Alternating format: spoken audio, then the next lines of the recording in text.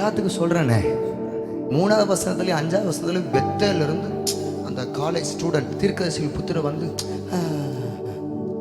Elisha உன் எஜமான் உன்னை விட்டு எடுத்துக்கொள்ளப்படுகிற நாட்கள் வந்துருச்சு பார்த்தியா, நீ என்ன செய்ய போற உனக்கு தெரியுமா அப்படின்னு கேட்குறாங்க.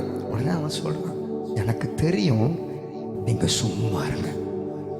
எரிகோவின் புத்திர சொல்றாங்க, எனக்கு தெரியும், நீங்க சும்மாவே இருங்கன்னு எலிசா அவங்களை அடக்கிறான். எலிசா சண்டை போடல. பிரதர் சிஸ்டர், சண்டை போடாதீங்க. நிறைய கள்ள போதகம், நிறைய வஞ்சகம், நிறைய யூடியூப்ல இப்படி தவறா பேசுற காரியங்கள், தேவையில்லாத கமெண்ட்ஸ், அது இது, சண்டை போடவே போடாதீங்க. உங்க வீட்டில் உள்ளவங்க, வெளியில உள்ளவங்க, யார் விரதமா பேசுறாங்க, உறவுகள் பேசுறாங்க, சண்டை போடக்கூடாது. எனக்கு ஆண்டனுக்கு சொன்ன ஒரு காரியம், உங்க சொத்தை அபகரிச்சிட்டாங்களா, உங்க பணத்தை வாங்கிட்டு கொடுக்காம இருக்கிறாங்களா, சண்டை போடாத. உன் நிலத்தை அப்படியே தந்திரமா எடுத்துட்டாங்களா, சண்டை போடாதீங்க. ஸ்தோத்திரம் மட்டும் பண்ணுங்க. ஸ்தோத்திரம் மட்டும் பண்ணி உங்களை தாழ்த்துங்க. நீங்க எவ்வளவுக்கு எவ்வளவு தாழ்த்தி நீங்க நிற்கிறீங்களோ, நான் சொல்லுவேன், சில பேர் கோவப்பட்டு முன்னாடி போய் என்னையோட பேசுற நீங்க நின்னீங்கன்னா, உனக்கு முன்னாடி நிற்க வேண்டிய ஆண்டவர் பின்னாடி விடுவார். ஆனா நீங்க தாழ்த்தி தலை குனிஞ்சு வணங்குனீங்கன்னா, ஆண்டவர் முன்னாடி நின்று அவர் அடிக்கிறது பலமா இருக்கும். தேவ பிள்ளைக்கு சொல்லுவேன், தாழ்த்துங்க, உங்களை தாழ்த்துங்க, தன்னையே தாழ்த்துங்கள். முதல்ல சொன்னேன், தாகம் உள்ளவனா இருந்தான். 2வது, தன்னையே தாழ்த்தினான். தாழ்த்துறவங்களுக்கு இருக்கிற ஆசீர்வாதம் மட்டும் எத்தனை தெரியுமான? 7 ஆசீர்வாதம்.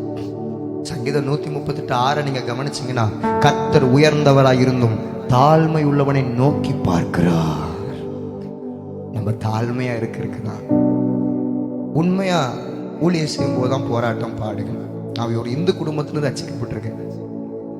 நான் மாம்சத்துல உலகிருதியா நான் ஓடிட்டு இருக்கும்போது, பல பாவங்கள்ல சிற்றின்மங்களை ஓடிட்டு இருக்கும்போது என்ன வரவேற்றாங்க. ஆனா என்னைக்கு ஊழியோன்னு நான் கால் எடுத்து வச்சனும், என் சொந்த உறவுகளே என்னை பகைக்கிறாங்க. மாம்சத்துல பிறந்தா உலகம் ஏற்றுக்கொள்ளும், நம்ம ஆவியில வளர்ந்தா உலகம் நம்மளை வெறுக்கிறாங்க.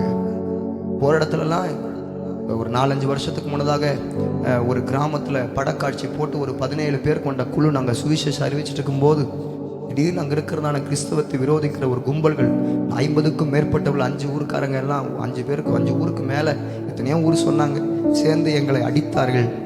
அநேக பொருட்களை உடைச்சாங்க. அடி வாங்கிட்டேன்னு தெரிஞ்சு பள்ளத்தில் இருக்கிற ஊழியக்காரங்கெல்லாம் ஹோட்டலில் ஒரு பெரிய விருந்து வச்சு நான் ஆண்டவர்கிட்ட போய் அழுதேன். ஏன் ஆண்டவர் எனக்கு இந்த நிலைமை? நான் உண்மையாக தானே ஊழியம் செய்கிறேன், சத்தியத்தை சத்தியமா பேசுறேன், எனக்கு எந்த நிலைமை? சில நேரம் உண்மையா வாழ்றவங்களுக்கு தான் இந்த போராட்ட நெருக்கங்கள்லாம் வரும். நீங்க நெருக்கத்திலேயே போறீங்கன்னா ஒண்ணு மட்டும் மறந்துடாதீங்க, நீங்க உண்மையா ஓடுறீங்க.